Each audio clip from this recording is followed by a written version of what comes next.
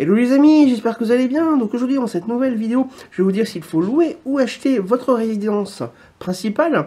Mais avant, si ce n'est pas déjà fait, je vous rappelle que vous pouvez recevoir gratuitement ma sélection de livres sur l'indépendance financière en cliquant sur le bandeau qui apparaît sur la vidéo.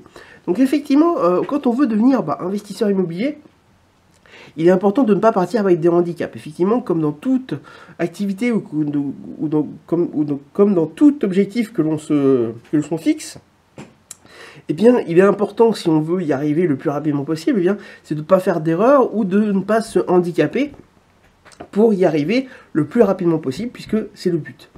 Or, il y a souvent un handicap de taille, en fait, que font beaucoup d'investisseurs immobiliers qui sont débutants et qui pensent partir avec un avantage, alors que ça ne l'est pas, en fait, eh bien, c'est d'acheter sa résidence principale. Parce qu'effectivement, on se dit, quand on achète sa résidence principale, c'est que c'est sécurisant, effectivement, on est chez soi, c'est très bien. On peut faire un trou dans un mur ou faire des travaux ou casser un mur comme on le souhaite, puisqu'on est propriétaire et qu'on est chez soi.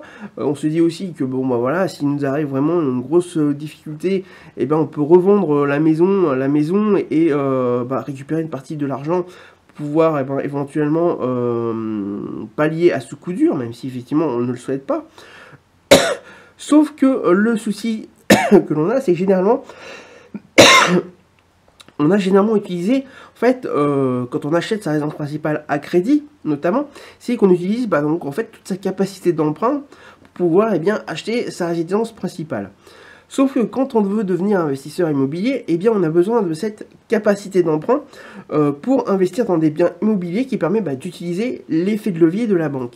Sauf que, imaginez bien que si vous avez utilisé toute votre capacité d'emprunt pour acheter votre résidence principale, eh bien, vous ne pouvez plus ou peu emprunter pour acheter donc un nouveau bien immobilier. Parce qu'effectivement, si vous allez revoir votre banquier pour un nouveau, pour acheter un nouveau bien immobilier, cette fois-ci à but locatif, alors que vous avez déjà votre résidence principale depuis 1 an ou 2 que vous remboursez, donc avec des mensualités, et bien forcément, le banquier, lui, va prendre ces mensualités donc comme charge, comme dépense. Et forcément, ça va venir gréver votre capacité donc à rembourser. Et ce qui fait que vous risquez de devoir refuser ce nouveau crédit et donc finalement ne plus pouvoir avoir de possibilité d'acheter de biens immobiliers. Donc il est forcément très important donc de ne pas acheter cette résidence principale au moins dès le début, puisque pour garder donc toute cette capacité d'emprunt et donc acheter donc un premier bien immobilier donc à but locatif avec votre capacité d'emprunt, et ensuite une fois que vous le louez, si vous souhaitez quelques mois voire quelques années après acheter un deuxième bien immobilier à but locatif, il faut savoir que là vous n'avez plus cette dépense de mensualité qui vient gréver vos dépenses, tout simplement parce qu'effectivement d'un côté vous avez effectivement les dépenses de mensualité, mais qui sont généralement, si vous avez bien fait votre boulot d'investisseur immobilier, c'est d'avoir de l'autre côté le loyer qui permet donc en fait de rembourser cette mensualité. Donc d'un côté vous avez bien sûr votre mensualité, donc vous avez votre dépense de mensualité puisque c'est vous qui remboursez le crédit, mais de l'autre côté vous avez le loyer qui compense. Donc ce qui fait qu'en fait finalement vous ne perdez rien comme finance, et d'un côté vous avez même vos revenus qui augmentent puisque vous avez un loyer qui rentre. Donc un loyer est un revenu, c'est le revenu c'est un revenu supplémentaire dans votre poche et que le banquier comptabilisera lorsque vous souhaitez acheter un second bien immobilier à but locatif. Donc voilà un petit peu comment il faut faire pour utiliser sa capacité d'emprunt. Donc moi je vous conseille donc pour cela de rester en location et de ne pas acheter votre résidence principale, surtout au tout début.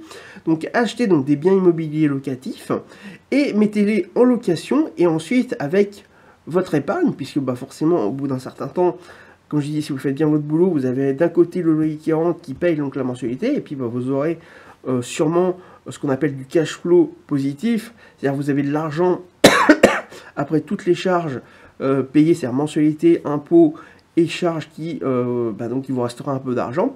Et au fur et à mesure vous avez donc de l'épargne donc cet argent qui augmente, donc de l'épargne qui augmente, et bien après avec cette épargne-là, une fois qu'elle est assez conséquente pour vous, pour acheter un bien immobilier, donc pour votre résidence principale, et bien c'est d'acheter donc cette résidence principale à cash avec votre épargne que vous avez qui vous a permis donc en fait les biens locatifs vous ont permis d'obtenir.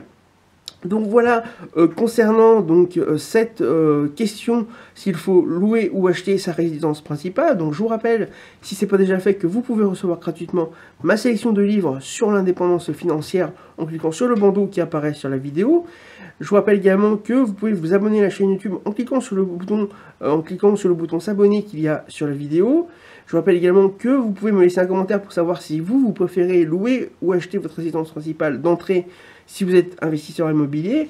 Est-ce que vous l'avez déjà acheté maintenant? Dites-moi où vous en êtes après tout ça. Donc donnez-moi votre expérience d'investisseur immobilier. Également, n'hésitez pas donc à liker la vidéo pour me remercier ou des contenus gratuits ou si vous avez aimé cette vidéo.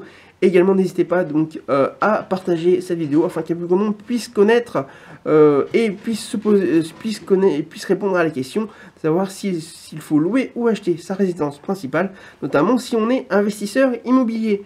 Donc je vous dis maintenant à très bientôt pour une prochaine vidéo.